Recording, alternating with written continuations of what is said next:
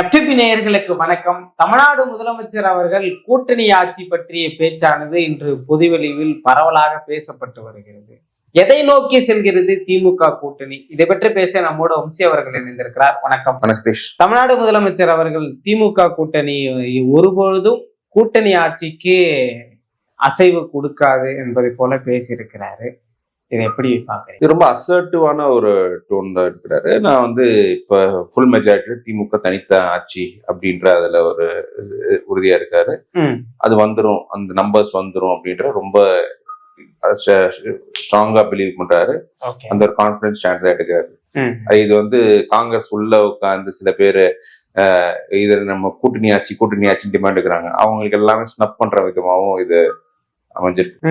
தொடர்ந்து மாணிக்கம் தாக்கூர் அவர்களுடைய பேச்சுல ஒரு விஷயம் பொது வெளியில இருக்கக்கூடிய அதிருப்தியானது தெரிய வருது. இப்ப கூட 2006 மென்ஷன் பண்ணி பேசுறாங்க. அன்னைக்கு ஜெயலலிதா குறிப்பிட்டது போல ஒரு மைனாரிட்டி கவர்மெண்டா தான் திமுக இருந்ததுன்றத சொல்லாம சொல்லி இருக்கிறாரு. இது எப்படி புரிஞ்சுக்கிறது? இல்ல, அரசியல்ல ஒரு சூழலுமா இன்னொரு சூழல் இருக்காது. ஓகே, அரசியல்ன்றது வருஷத்துக்கு வருஷம் மாறும். அன்னைக்கு சிச்சுவேஷன் வேற. 2006 ஏன் திமுக 96 எம்எல்ஏக்கள் தான் இருந்த போது கூட்டணி ஆட்சிக்கு காங்கிரஸ் ஏன் மந்திரி சபையில் இடம் கொடுக்கலன்னா, அன்னைக்கு டெல்லியில இருந்து யூபிஏ அரசாங்கம் திமுக எம்பிக்களின் ஆதரவு தான் நடந்தது.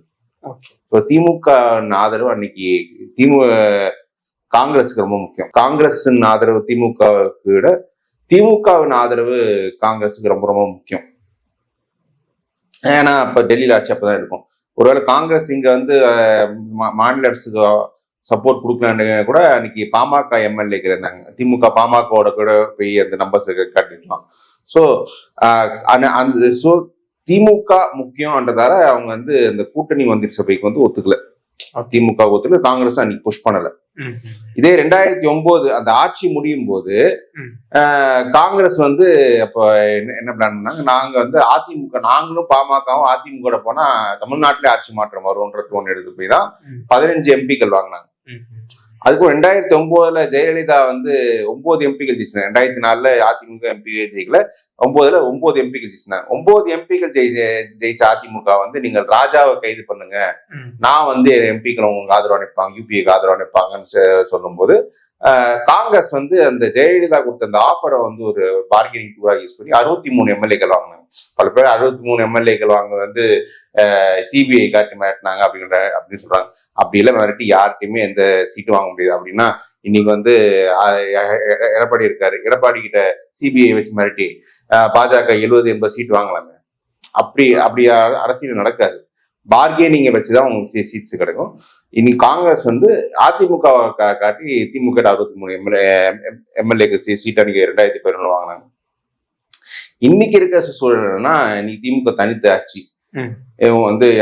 அவங்க யாருக்குமே நாங்க ஷேர்ல ரொம்ப தெரியும். ஏன்னா அப்படி போனாங்கன்னா திமுக தான் தங்களை பலவீனமா காட்டுற மாதிரி இருக்கும். தமிழ்நாடு அரசியல் இது வரைக்கும் இல்லாத ஒண்ணு திமுக பண்ணாங்கன்னா கூட்டணி மந்திரி சபை அப்படின்னு திமுக பலவீனமா இருக்காங்கன்ற பர்செப்ஷன் வரும். சோ அப்படி இருக்கும்போது நம்ம வலிமையா இருக்கும், அதிமுக பலவீனமா இருக்கும்போது நம்ம எதுக்கு கூட்டணி ஆட்சி போனோம்? அதே ஸ்டாண்டு தான் இப்ப இருக்காங்க. அதிமுக அந்த ஸ்டாண்டு தான். இப்போ பாஜக திமுக பரவாயில்ல, ஆட்சி அதிகாரத்துல இருக்காங்க. அவங்க அவங்க கூட்டணி ஆட்சி கிடையாது ஸ்ட்ராங்கா சொல்றாங்க. அதிமுக அதிகாரத்தில் இல்லாத போது இன்னும் பாஜக எவ்வளவு சீட் ஷேர் பண்ணுவாங்கன்றது கிளியரா தெரியாத போது அதிமுகவே ஒத்துக்கிறாங்க. என்ன காரணம்? தேர்தல் நடக்கிறதுக்கு முன்னாடி அது பர்செப்ஷன், நெகட்டிவ் பர்செப்ஷன் கிரியேட் பண்ணும். அதை அதிமுக விரும்ப மாட்டேன், திமுக விரும்ப மாட்டாங்க. இன்னும் சொல்ல போனா திமுக 2014 ஜெயலலிதா மறைவுக்கு பிறகு அந்த எந்த ஒரு பின்வாசலையும் ஆட்சிக்கு வர பெருசா முயற்சிக்காத காரணம் என்னன்னா, அன்னைக்கு திமுக தாண்டி ஒரு 8 காங்கிரஸ் எம்எல்ஏக்கள் இருந்தாங்க. நாளைக்கு திமுக இப்ப 19 இடைத்தேர்தல 22 13 சீட் ஜெயிச்சிருந்தாங்கல்ல. அப்ப அந்த திமுக ஆட்சி அமைப்பு சூழல் இருந்தா கூட காங்கிரஸ் எம்எல்ஏக்கள் மந்திரி சபையை கொடுத்துருக்கணும். அதனால ஸ்டாலின் இந்த 4 ஆண்டு காலம் பெருசா முயற்சிக்கல. அதுவும் ஒரு ரீசன், வேற ஃபேக்டர்ஸ் இருக்கு. அதனால தனித்த ஆட்சி நம்ம மக்களை செஞ்சா வரும்ன்ற டிசிஷன் எடுத்து வந்தாரு. அதனாலதான் இப்போ 21 இன்னும் அதே ஸ்டாண்டை தான் இப்போ எடுத்துட்டு இருக்காரு. இன்றைக்கு தமிழ்நாடு அரசியல் கூட்டணி ஆட்சியை நோக்கி செல்வதற்கான ஒரு வழிவகை இருப்பதாக நம்மால புரிஞ்சிக்க முடியுது. அதிமுக பாஜகவிலையும் அது எழும்புது. புதுசா வந்த தாவேகா கூட ஆட்சியில் பங்கு அதிகாரத்தில் பங்குன்றதை கோட் பண்ணாங்க. இந்த 2026 தேர்தலானது ஒருவேளை கூட்டணி ஆட்சியோடு ஒருவேளை திமுக காங்கிரஸை மீண்டும் ஆட்சிக்கு வந்தாலும் கூட அந்த குரல் கொஞ்சம் வலிமையா எழும்புமோன்ற ஒரு பார்வை இருக்கு. வெரி சிம்பிள், நம்பர்ஸ் தான் மேட்ரு. திமுக தனியே 117 எம்எல்ஏக்கள் மேல திமுக ஜெயிச்சிட்டாங்கன்னா கூட்டணி ஆட்சிக்கு வாய்ப்பே கிடையாது. இதேதான் அதிமுகவுக்கும். அதிமுக 117 எம்எல்ஏக்கள் தனிச்சு ஜெயிச்சிட்டாங்கன்னா கூட்டணி ஆட்சிக்கு வாய்ப்பு கிடையாது. ஒருவேளை 2006 மாதிரி 2006 மாதிரி அமைந்தாலும் அவங்க திமுக மேக்சிமம் லெவரேஜ் இப்ப நீங்க வந்து காங்கிரஸ் வந்து செல்லப்பிறந்தீங்க ஷேப் கொடுக்கும்போது சிபிஐ வந்து அவங்க வந்து நாங்க கூட்டணி ஆட்சி கேட்க மாட்டோம் அப்படின்ற மாதிரி அவங்க சொல்றாங்க. சோ இப்ப 2006 என்னன்னா பாமக 18 எம்எல்ஏக்கு வந்து நாங்க வந்து காங்கிரஸ் இல்லாம இந்த 18 பேரோட சேர்த்து கூட நாங்க ஆட்சி அமைக்கலாம் அந்த சூழலை வச்சு அப்படி பேலன்ஸ் பண்ணி எடுத்துருப்பாங்க. அந்த மாதிரி நம்பர்ஸ் வந்து அந்த மாதிரி பேலன்சிங் நம்பர்ஸ் இல்ல வரல அப்படின்ற வரல. எல்லாரும் சேர்ந்து இருந்தாலும் ஆட்சின்ற சூழல் இருக்கும்போது அப்போ திமுக ஆட்டும் சரி அதிமுக ஆட்டும் சரி கொடுத்த ஆட்சியில் பங்கு கொடுத்துதான் தீரணும். அது வழியே இல்லை. குறிப்பா காங்கிரஸ் உடைய அந்த ஒரு எழுச்சி அந்த பனிப்போரானது தொடர்ந்து நீண்டுகிட்டே தான் இருக்கு. இன்னைக்கு திமுக ஆட்சி அமைப்பதற்கு காங்கிரஸ் ஒரு முக்கிய தூணா இருக்குது, அப்படி புரிஞ்சுக்கலாமா? காங்கிரஸும் ஒரு காரணம் தான், காங்கிரஸ் மட்டுமே காரணம் கிடையாது. சில பேர் காங்கிரஸ் இல்லாம திமுக அப்படின்றாங்க. காங்கிரஸ்ன்றது ஒரு கேட்டலிஸ்ட் எஃபெக்டா கொண்டு வர்றாங்க. அவங்க வந்து சிறுபான்மை வாக்குகளும் சரி, சில cost minority, Hindu cost minorities, anti BJP ஓட்டுக்கு இவங்க எல்லாமே காங்கிரஸை காட்டி ஒரு ஃபேஸை காட்டி கொண்டுறாங்க. ஆனா காங்கிரஸ் கேடர் காங்கிரஸ் தொண்டர் படம் முக்கியம், அந்த தொண்டர் வேலை செஞ்சாதான் திமுக ஆட்சிக்கு வரணும் அப்படி கிடையவே கிடையாது. இங்கேயுமே தமிழ்நாட்டில் காங்கிரஸ் தொண்டர்களே கிடையாது. காங்கிரஸ் அமைப்பு ரீதியா ரொம்ப ரொம்ப பலவீனமா இருக்கு. கன்னியாகுமரி மாவட்டத்தை தவிர மற்ற எங்கேயே பெருசா அமைப்பு இல்லை. அந்த காரைக்குடியில அங்க மட்டும் சிதம்பரம் ஆட்கள் கொஞ்சம் இருப்பாங்க, மற்றபடி எங்கேயுமே இல்லை.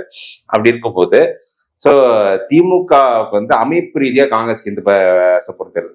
அந்த பாஜக எதிர்ப்பு ஓட்டை ஆர்கனைஸ் பண்றது காங்கிரஸ் ஒரு ஃபேஸ் அடுத்து அதுக்குதான் அவங்க யூஸ் பண்ணிக்கிறாங்க.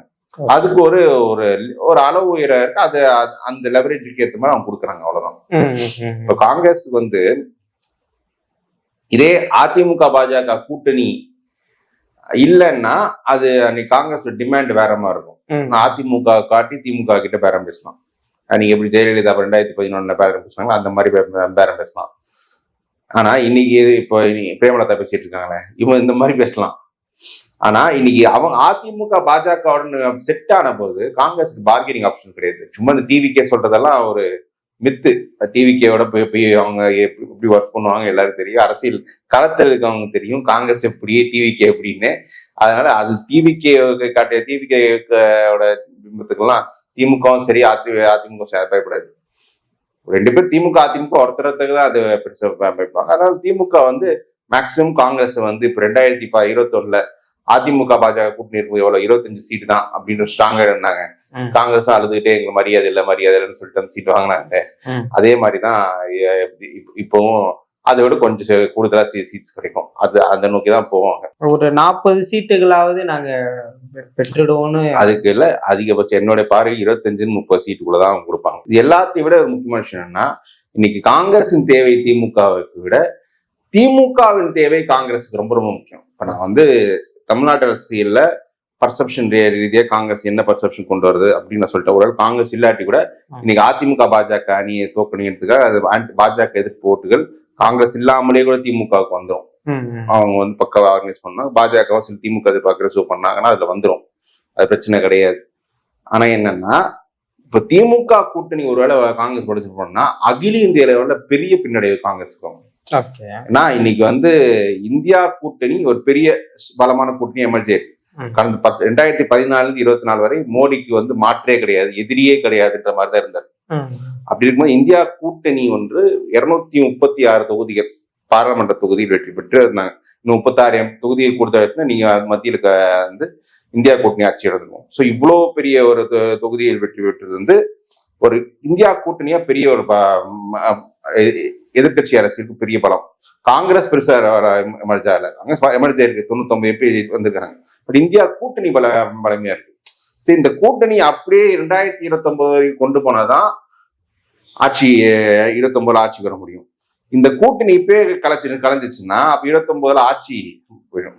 இப்ப 2 வருஷமா பாத்தீங்கன்னா இந்தியா கூட்டணி எந்த கட்சியும் அகில இந்திய அளவில் வெளில போல. இதான் இருக்கு. சோ இந்த இந்தியா கூட்டணியில திமுகன்றது ரொம்ப ரொம்ப முக்கியமான கட்சி. ஏன்னா இந்த இந்தியா கூட்டணி எந்த கட்சியுமே ராகுல் காந்தி பிரதமர்னு ஒத்துக்கல. ஸ்டாலின் ஒருத்தர் தான் ராகுல் காந்தி பிரதமர்னு சொல்றது தயாரா இருக்காரு. அப்படிப்பட்ட ஸ்டாலினை வந்து ஒரு 10-15 சீட்டுக்காரெல்லாம் விட்டு போனார்னா ராகுல் காந்தியை விட அரசியல் முட்டாள் யாரும் கிடையாது. அது அரசியல் தற்கொலை. ஸ்டாலினை வச்சுக்கிட்டு நீங்க 2029 எங்களை பிரைம் மினிஸ்டர் சொல்லுங்க, நீங்க சொன்னது அகிலேஷ் கேட்பாரு, மம்தா கேட்பாங்க, இவங்களை வச்சு நாங்க வச்சுதான் கன்வின்ஸ் பண்ணுவோம் அப்படின்னு சொல்லிட்டு இந்தியா கூட்டணி ஆட்சிக்கு கொண்டு வந்துடுறோம். ஏன்னா 36 தொகுதிகள் தான் கூடுதல் ஜெயிக்கணும். 29 அந்த 36 தொகுதி கூடுதல் ஜெயிச்சிடலாம், எல்லாரும் ஜெயிச்சிடலாம் அப்படின்ற ஒரு துணியில் இருக்கும். அந்த நம்பர்ஸ் வந்துடும். ஸோ அதுதான் காங்கிரஸ் ஃபோக்கஸ் பண்ணுவாங்க. ஒன்ஸ் நீங்க உங்களை பிரதமர்னு சொல்ல தயாரா இருக்கும் ஸ்டாலினுக்கே நீங்க வந்து சட்டமன்றத்துல சீட்டு பேரத்துல நீங்க வந்து பிச் பண்ணிட்டு வெளில வந்தீங்கன்னா யார் உங்களை நம்புவாங்க? இதுதான் காங்கிரஸ் பெயின் கன்சர்ன். ஸ்டாலின் அவர்கள் தேர்தலுக்கு முன்பாகவே கூட்டணி ஆட்சிக்கு நாங்க தயாரா என்பது சொல்லுவது அது ஒரு இணக்கத்தை பிரிப்பது மாதிரி இல்லையா காங்கிரஸோட? திமுக கூட்டணியை பொறுத்தவரை விசிக ஒரு கட்சியை தவிர வேற எந்த கட்சிக்குமே கிரவுண்ட் லெவல்ல கேடர்ஸ் கிடையாது. திமுக அமைப்பு வளத்துல இந்த கட்சிகள் ஜெயிச்சிட்டு இருக்காங்க. காங்கிரஸ் ஆகட்டும் கம்யூனிஸ்ட் ஆகட்டும் இவங்களுக்கு எல்லாம் கேடர்ஸ் பெருசா கிடையாது. அவங்க ஒரு முகமா காட்டி ஆன்டி பிஜேபி ஓட்டு ஆர்கனைஸ் பண்றாங்க. விசிகா கொஞ்சம் கேடர்ஸ் இருக்காங்க கிராமங்கள் அங்க. அது கூட 10% எதிர்ப்பு, பாமக எதிர்ப்புன்னு பல ஃபேக்டர்ஸ்ல திமுக ஆர்கனைஸ் பண்ணிடலாம் அந்த ஓட்டை கூட. ஸோ இவங்க வந்து இப்பவே கூட்டணி ஆட்சி இல்லைன்னு சொல்றதால பெருசா பின்னடை ஒன்றும் வராது. இன்ஃபேக்ட் இவர் ஸ்டாலின் கூட்டணி ஆட்சி போறேன்னு சொல்லிட்டே வச்சுக்கோங்க, இப்ப ஸ்டாலின் பலவீனமா இருக்காரு, ஆட்சி சரியா இல்லைன்ற ஒரு பின்பத்தை வந்து எதிர்கட்சி கொடுத்தாங்க. அது வந்து கிரவுண்ட் இன்னும் பெரிய ஒரு இம்பாக்ட் கொடுக்கும். சோ நான் முன்னவே சொன்ன மாதிரிதான், இது வந்து 117 எம்எல்ஏக்கள் இவங்களுக்கு வருதா, யாருக்கு வருதா இல்லையா வந்துட்டா யாரும் கேட்கவே முடியாது. நிச்சயமாக பல்வேறு விஷயங்கள் பேசணும், தொடர்ந்து பேசுவோம்.